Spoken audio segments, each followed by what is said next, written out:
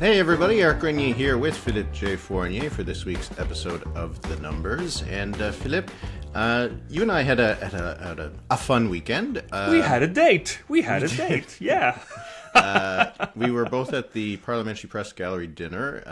You were there as a guest of Politico, and I was there as your guest. And that's right. We should probably take the opportunity to thank Politico and tell people to sign up for the Canada Playbook. That's right. I read it every morning. It's actually very, very useful, so you should check that out at Politico. But Philippe, how was your evening? It was a fun night. It was my fourth one since since I started the freelancing for Politico after Maclean's magazine went somewhere else, let's just say. They've been inviting me to this event, and I have to say my opinion of this event changed since I started going. There are highs and lows because it's not a given to anybody to just be a comedian and have punchlines. But I have to say, to see rival politicians, rival journalists and journalistic organization as well, just take a breather and have a lighter night and have some fun at their own expenses. I mean, I think it's a fun night. And, many journalists refer to that as their prom. It's a night where, we had to wear a suit. There were tuxedos, and the ladies wear beautiful gowns. And so, yeah, it's kind of a fun, lighter night that I think it's once per year and a half. And I think it's a great opportunity to see MPs relaxed. Right, they are off the record. We are relaxed, and so it's fun. And I was glad you came along with me, and we had a good time. So, where do you want to start, my friend? Today, we have lots to talk about. We have absolutely a lot to talk about, and we won't go into detail on that dinner. You can actually watch it. They have it now on CPAC. All the speeches. This was my first one that I'd gone to since I was a member of the gallery a few years ago. So it was interesting to see. I think that for the politicians, having to give a funny speech is probably a lot more pressure than having to give a good speech. Some of them were okay. Some of them weren't as good, but that is usually the case. And it is a long evening, and I'm glad to get back at it. This week we are going to get at something. We are going to talk about some of the. We have tons of numbers related to the MOU and the pipeline stuff, so we're going to get to that. But we also just finished our 2025 leader resignation draft contest. So this was something we did last year. We had to predict which party leaders, provincial, federal leaders, might resign in the coming year, be it because of an election loss or anything else. And it ended, we set the date from December 1st to December 1st. And, that's right. Philippe, you really almost ran the table. We had to choose 6. 5 of your 6 ended up resigning. So you're a little bit of the Grim Reaper of political careers. That's right. So we're going to do our next one this coming Friday. It's going to be a video and an audio podcast for members of our Patreon. So if you want to listen to that, thenumberspod.ca. I've got my 12 already. I know which 12 I would choose. Okay, all right. I think there's some consensus number 1, number 2 picks. Mm-hmm. It's going to be pretty interesting. But I think political leaders across the country should tune in. Oh, absolutely. To find out if they're going to be out of a job if Philippe chooses them. So that'll be coming out on Friday. So again, thenumberspod.ca for those who aren't already a member of the Patreon. It's going to be fun. I think next year's there's not as many elections on the docket, so we have to be pretty strategic with our choices. And for those who haven't listened to the episode and we're not sure what we're talking about, we've referred to it a few times this year. Just so you know, it's a lighter episode. We're having a little fun. We are not wishing ill on anybody. No. But we make a draft where we each picked 6 political leaders of parties that have seats in their legislature, with the rule that they have to announce their resignation from the leadership of their parties during the year. And we'll do that again for 2026 next as Friday, as you said. My team was, I have to remember, this was late November last year. So the number 1 pick was Justin Trudeau. I picked him. Of course, he resigned early in the year.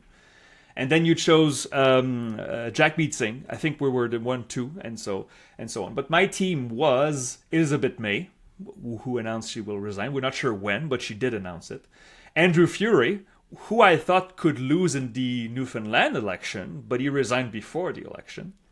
My number 4 was Sonia Furstenau, who Green leader of the BC Greens. With the BC Greens. Number 5 was Gabriel Nadeau-Dubois of Quebec Solidaire, which was kind of a long shot, and he announced his resignation as a co-leader in March. And my number 6, the only pick that did not resign this year, Mike Schreiner, Green leader of Ontario, and he stayed on after the election. Good for him.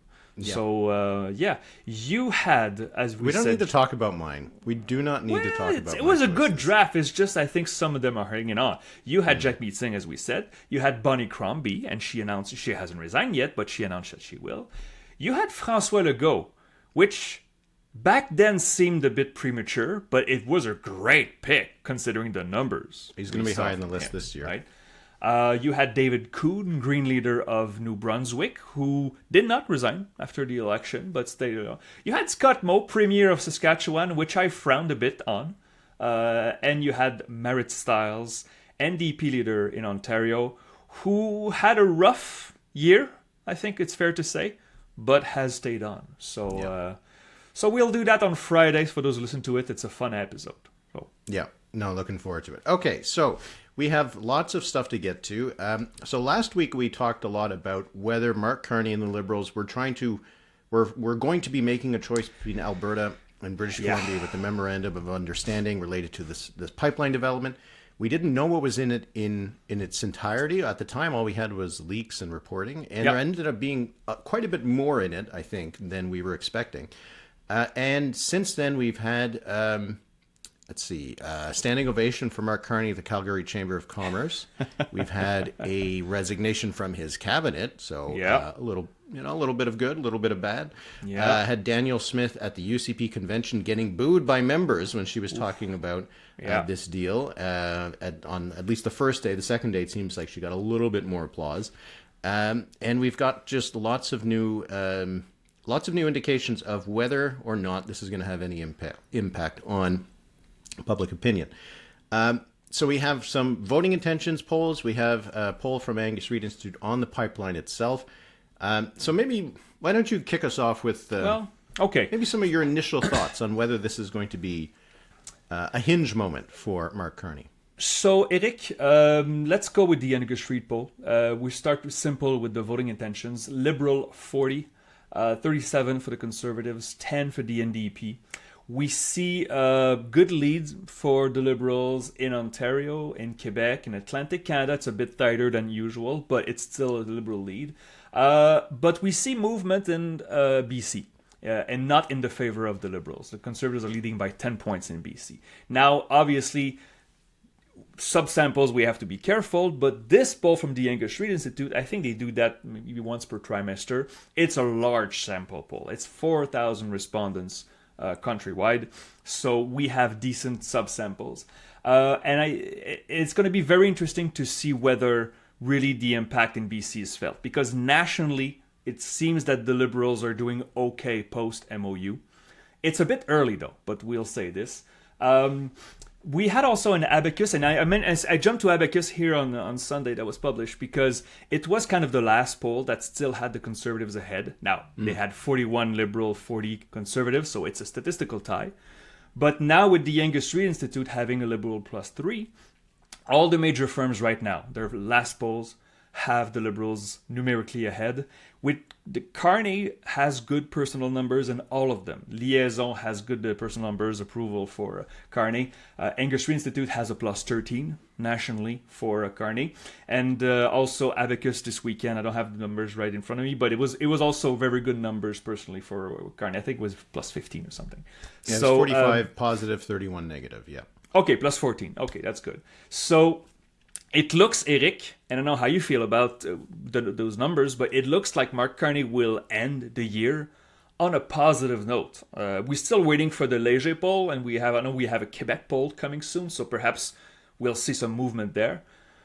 But the early numbers post pipeline deal looks pretty favorable to the Liberals, which kind of is a bit of a surprise for me. But what do you think, Eric? Yeah, the national numbers we've seen from the polls published over the last little while, we've now gotten much more of a consensus, right? Yeah. Got 42 to 40% for the Liberals in all of these four polls by Abacus, Liaison, the Angus Reid Institute, and Nanos, and the Conservatives between 36 and 40. So we haven't seen much of a change. No. Whether we've seen a change in British Columbia, I think it is a little bit early to say. As you said, the Angus Reid Institute did show that there was a swing, an 8-point net swing between the Liberals and the Conservatives. Conservatives up 3 points from their poll that was done just after the budget, and the Liberals were down 5 points. Interestingly, the NDP didn't go up. The NDP stayed. The Greens went up 6. So it makes me actually kind of think that this poll might not be picking up an actual reflection of changing opinions due to the MOU or the pipeline in British Columbia, because it doesn't really make much sense that the Conservatives would get the gain, because the Conservatives are even more gung-ho on the pipeline. Their attack on the Carney government right now is that they refuse to just say that they will impose it on British Columbia. So it makes me think that it might be a little bit of statistical noise until we see it from more polling firms. Because we saw the Liberals did drop a lot in Metro Vancouver, which would kind of make sense. But again, it was the Conservatives who picked it up, not the NDP primarily. So that makes me think it is still a little bit early. And when you look at the Angus Reid Institute poll that was done particularly about the pipeline, we do get indications that it isn't a simple calculation by any means, right? So the Angus Reid Institute asked support for a pipeline from Alberta to the BC coast, North BC coast of on the Pacific Ocean. Across the country of 60% support, only 25% oppose, right? Yep. So this is not an unpopular thing. The fact that Mark Carney has gone forward with this and is trying to push it does not seem to be something that is going to get a blowback from Canadians across the country. Super supportive in Alberta, 74%, but also really supportive in Ontario, 61% in favor, 22% opposed. So we mentioned it last week that this is the kind of thing that while we think that it could move votes in Alberta and British Columbia, it also could add to Carney's economic reputation as a manager and all this kind of stuff in Ontario. Even in Quebec, 50% support, 33% opposition. British Columbia, there was 37% opposition, so there is more opposition in BC. But it's kind of split around. Conservative voters, very in favor of it in British Columbia. But you see that Liberal voters are a bit more split. New Democrats are primarily against. So there is that risk there. But I don't think we're seeing it just yet. Any real movement that is hurting the Liberals on this. So here's the thing, Eric, and then I agree. I'm just going to add up to it because I heard many commentators, smart people, saying this is a huge risk for the Liberals in British Columbia and in Quebec. And the reason we specify these two provinces is because the Liberals had record numbers in those two provinces, winning a combined 64 seats. Mark Carney is not prime minister without a good performance from the Liberals in Quebec and in BC, okay? But the thing is, the reputation or the stereotype, I'm not sure what the right word is that, in BC and in Quebec, they're against pipelines. And the numbers don't show that right now. Mm-hmm. We had several polls, and I remember I wrote about this on L'Actualité, saying that, to say that Quebec voters are against fossil fuel exploitations is a generalization. We don't see that in numbers. There was a Nanos poll this summer saying, Quebecers, there's more opposition in Quebec, but majority still approve of the pipeline. Now, of course, it doesn't it doesn't hurt that this pipeline, this hypothetical pipeline, does not go through Quebec or is not imposed on Quebec. It's from Alberta to the BC coast. So I'm not sure if the conventional wisdom that the Liberals could lose support in those two provinces is shown in the data right now. It could happen. Maybe it's too early. Maybe the devil's in the details when we know more about this deal. And I think the median voter learns more about this deal. Perhaps they won't like it. But the initial data looks fine for the Liberals. And you would have to think, Eric, that the Liberals did not do this without internal polling that showed that they would not get hurt too much by this. Bloc Québécois voters who lent their votes to Mark Carney perhaps don't like this, but I guess we'll see in the December polls if it moves at all. But yeah. Yeah, we really need to wait a little bit because the initial numbers are not, I don't think, in any way very clear on what this outcome could be. There does seem, I think that the risk for the Liberals in British Columbia is that their voters are a lot more divided on this, right? So people who voted for the Liberals in British Columbia, the Angus Reid Institute found that 32% support the pipeline, 54% were opposed, right? So there is the chance that they could lose some of those voters. But we did not see that happen, that they went to the NDP or that they could have gone to the Greens, but we're talking about samples that are starting to get a little bit smaller when it comes to that. So I'm not exactly sure how it's going to play out. You could see that in Alberta.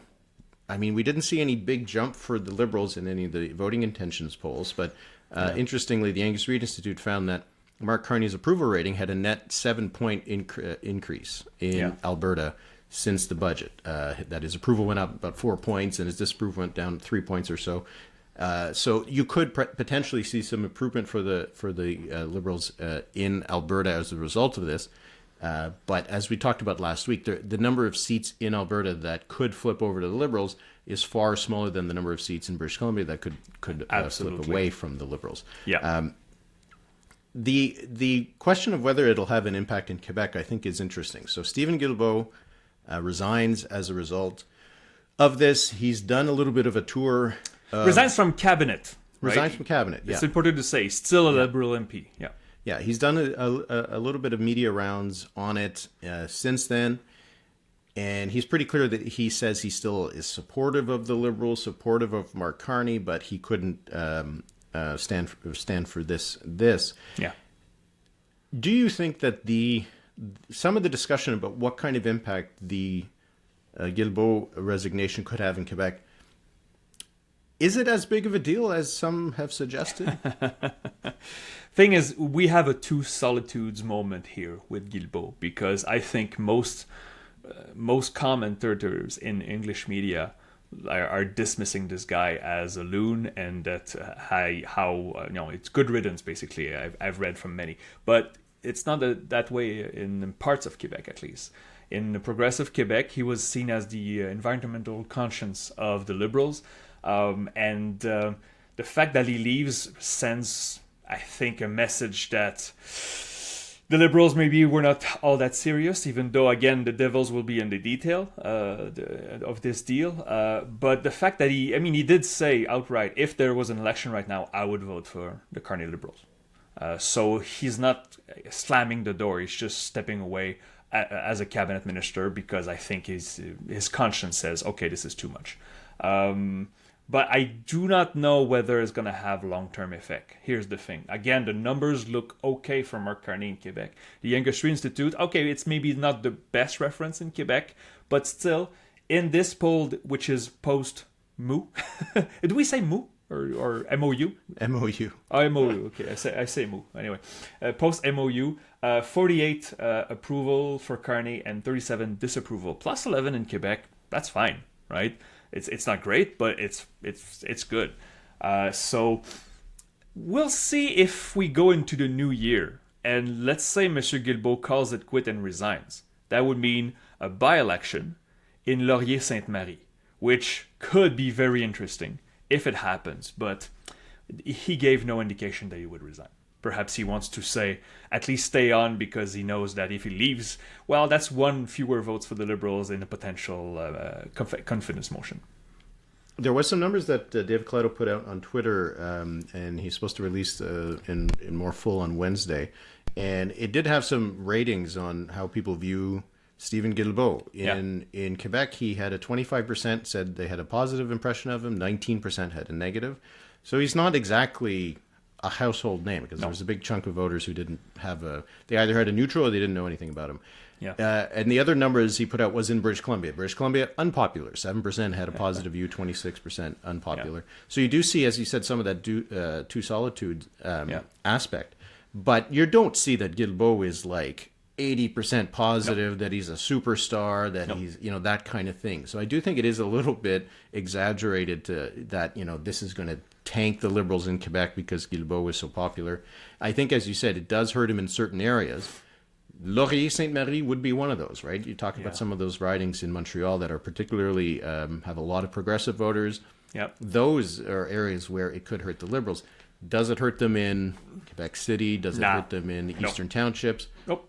Probably not that much, right? So, especially we should mention the when Guilbeault left. I think it's this morning or last night that it was announced that the new Quebec lieutenant is Monsieur Lightbound, a liberal from Quebec City who stood up to to Justin Trudeau on many occasions, right? The guy is very serious and extremely popular in Quebec City. Many Quebecers will see him being named Quebec lieutenant as a plus compared to Guilbeault. One thing I also wanted to mention from some of the polls that we've seen, because we made a little bit of a thing about it when the last Abacus poll came out. Yeah, this was post-debate, post-budget, sorry. Post Chris d'Entremont leaving the caucus, Mad Genereux becoming whatever he is now. And we'd seen that Pierre Poilievre's personal ratings in the Abacus poll had gotten worse. They had been the worst that they had been for months and months and months. So we have seen a little bit of reversion to the mean, that there's now 39% positive for Poilievre, 42% negative. So that suggests that maybe the events surrounding the budget were not like a turning point and he was going to start tanking from there. So maybe it was just a little bit of a blip. Correct. We do need to see more. Like, you don't just, we need 3 polls is always a good one, not 2, to see if there's anything actually happening. But should mark that it does not suggest that was the beginning of, the end for Pierre Poilievre. Though, I mean, the nanos talked about last week, those best prime minister numbers. Aren't getting any better for the Conservative leader. And so the update this morning from Nanos Research. So best Prime Minister, 53% for Mr. Carney, same as last week. 25% for Pierre Poilievre, -1 from last week. But again, this is a 4-week rolling poll, so we have to look at the previous 4-week wave. And so, and the wave ending on Halloween was 49 Carney. So Carney is +4 in a month. And Poilievre was at 27, so he's -2, which is within Mo. But it's not going in the right direction. I think you and I, Eric, thought that as time goes by, naturally, this erosion will have an effect. Time will have an effect on Mark Carney. And it looks at this point that in this tracker, Mark Carney will finish the year above 50%, which is quite remarkable if we think about it. And Pierre Poilievre basically is getting the conservative core. That's what he's getting. He's not under it. He's not getting an 18 or something.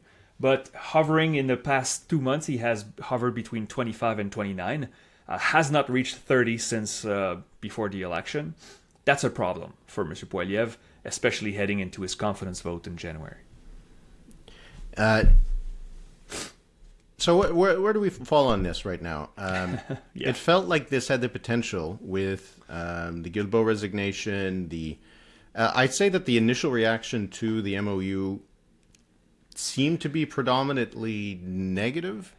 I'm not sure. Not in the polls, though. No, I know, but in terms of just side of some of the commentary, it did seem to be like that the government was giving up a lot to Alberta and taking losses on climate and risking seats in BC and risking things in Quebec.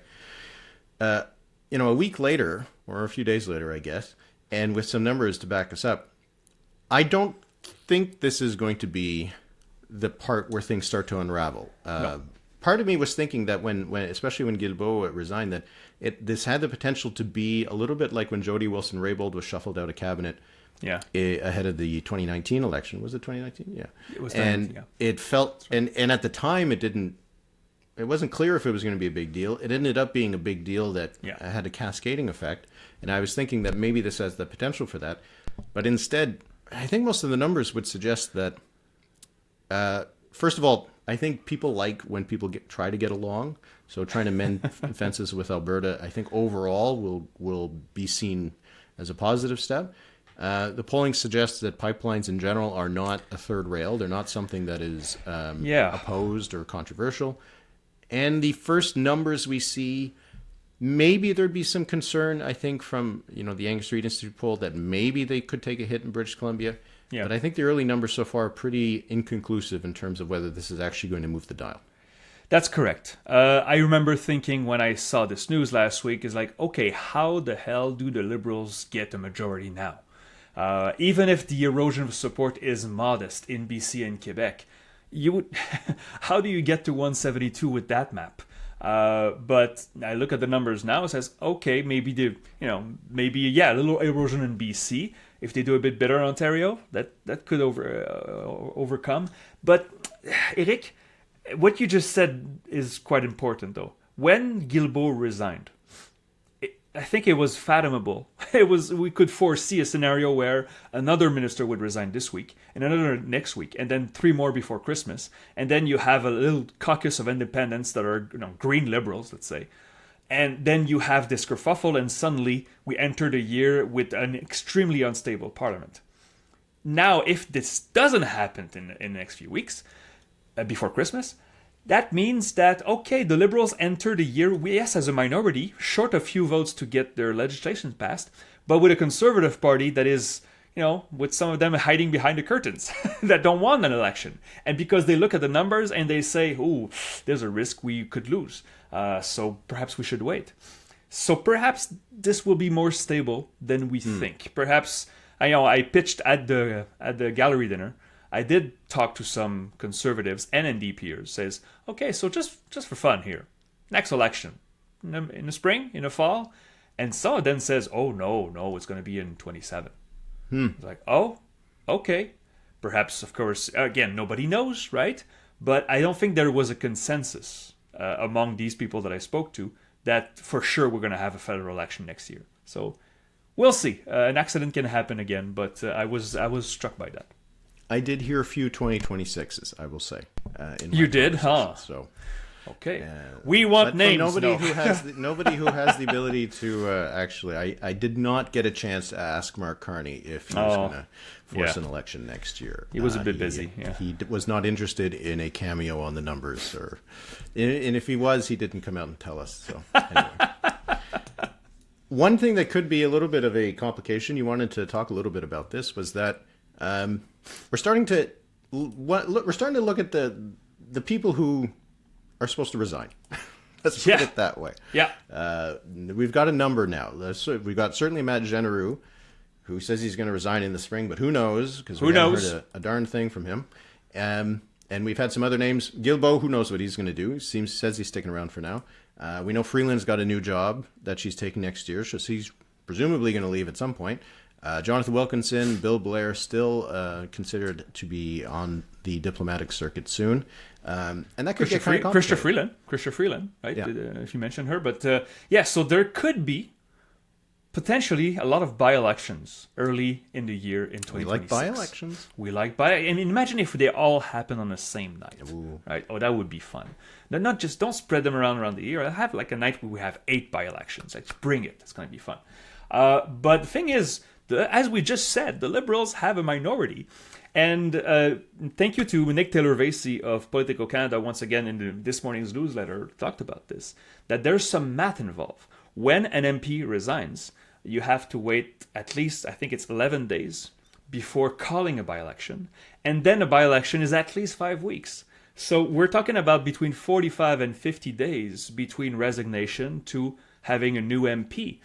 If all these people really leave in the spring, that means fewer seats for the Liberals in case there's a confidence vote. And so I think they will have to try to navigate that to try to find the right spot in time to have those by-elections. Obviously, they have to win those by-elections, but some of these seats should be very safe for the Liberals, let's be fair. It's just that you don't want to have these people leave and then not have their seats when there's a confidence vote on, let's say, economic update in the spring, in April or May. So it's going to be very interesting to see what they do. It seems that the soon-to-be resigning MPs have worked with the government because they haven't left yet, and they're going to agree on some date that could be not too damageable to the government. But again, we just said accidents can happen. If you're missing seats in the House because there are by-elections, what stops the opposition parties from presenting a motion of confidence, and then you could be in trouble because you don't have the numbers. So there is still the little problem of no leader of the NDP. And a minor detail, I guess. Though after seeing Don Davies' speech at the press gallery dinner, maybe he wouldn't do so bad as the leader in a campaign. He was awesome. He was so funny. He was really terrific. good. The House is scheduled to adjourn on the 12th, December 12th. Sometimes the MPs, as I would if I was in that situation, they check out a lot earlier than the 12th, so maybe they won't even make it to the 12th.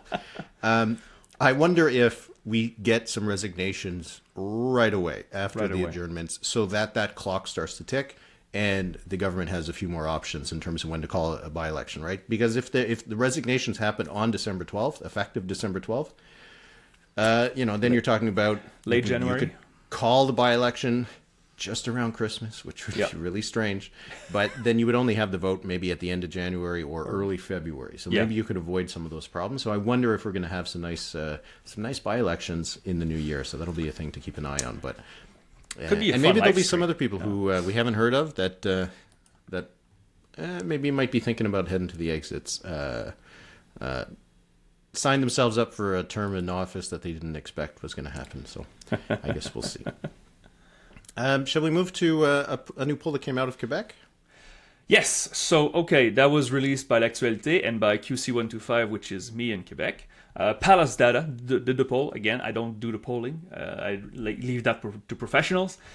So this was the first poll released since the slow implosion of the Quebec Liberals started.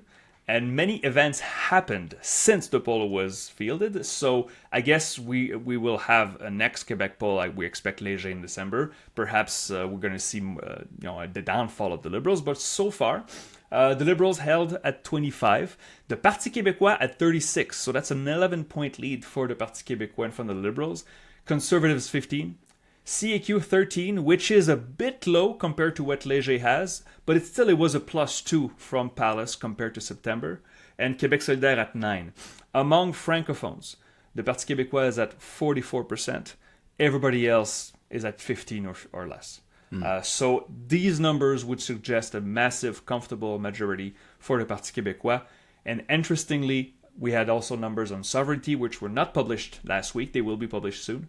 But sovereignty hasn't moved. So it was 33 in favor of sovereignty and 56 against. So this is the state. I think what stood out more beyond voting intentions and sovereignty here was the numbers for the leaders. Yeah. Monsieur Rodriguez, Quebec Liberal leader since June, 13% favorable impressions, 56 unfavorable. And so compared to the previous poll, once again, that was in September by Palace Data, the favorables went down 10 points. The unfavorables went up 15 points. That's bad. That's bad. I mean, these numbers for Pablo Rodriguez looked like end of reign terms. Like, it looks like a leader that has been in power for a decade, but he just got here. So he's pulling the Liberals down, basically. The Liberal brand is higher than Rodriguez. You never want to have that when you're a new leader. Eric, did you have any thoughts about this poll from Quebec?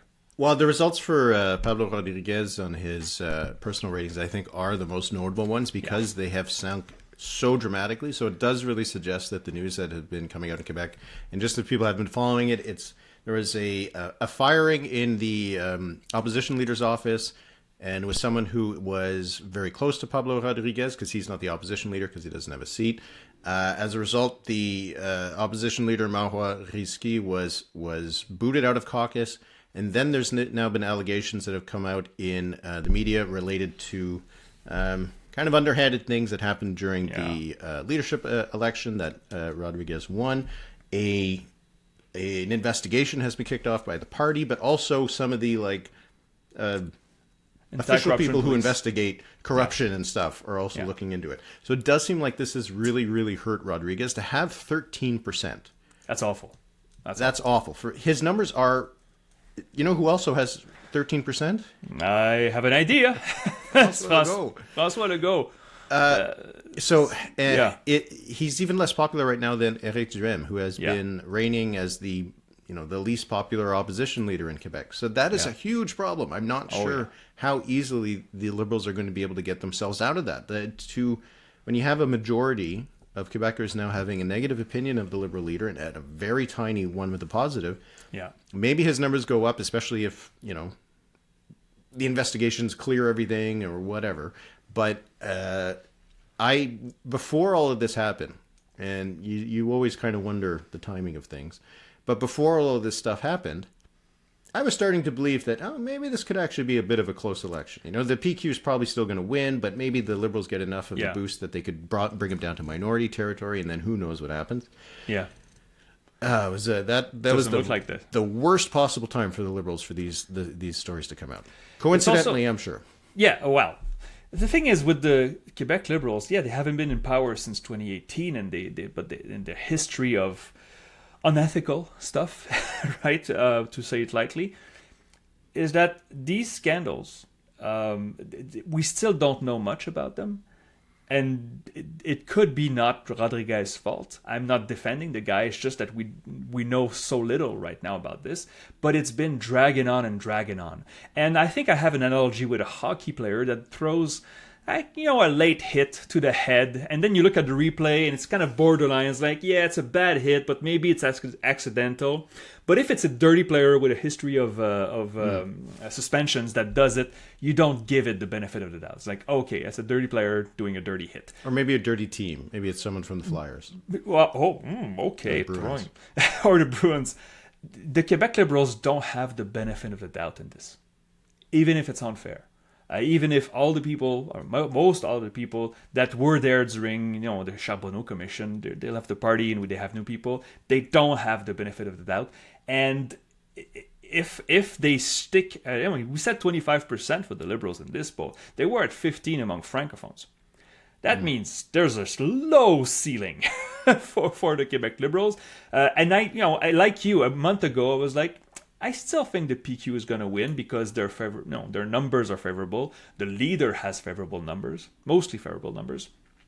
But it could be closer, and perhaps the Quebec Liberals are rebuilding. This could be a major setback.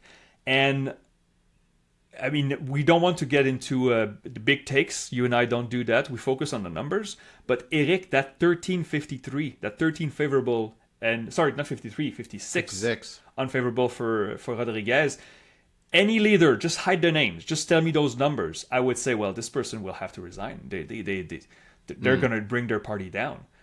So I'm not even sure he makes it to the election. I guess we'll see. But if it doesn't get clear up in January, the federal Liberals show the new script that, perhaps you can change the leaders quickly and perhaps not win, but at least have a respectable outcome. So to be continued. But it hasn't been pretty. And you know who's kind of happy about this, even though their numbers were awful? The CAQ and François Legault. We just mentioned it. François Legault also 13% favorable. He has 75 unfavorable in that poll. That's really bad, and yet we didn't talk about Legault after this poll. So hey, the last 2-3 weeks have been the best weeks for the CAQ in a long time. Only because no one is talking about it. That's correct. Yeah, that's where we are.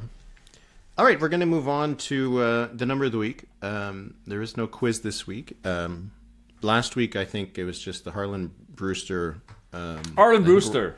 That's we're right. all in a little bit of a hangover from that one. But anyway, do you want to go first or should I go first? I'll go. My number will be very simple. It's from the Angus Street Institute. The approval of Carney post MOU in British Columbia was 52% favorable, 41 unfavorable. So British Columbia is split.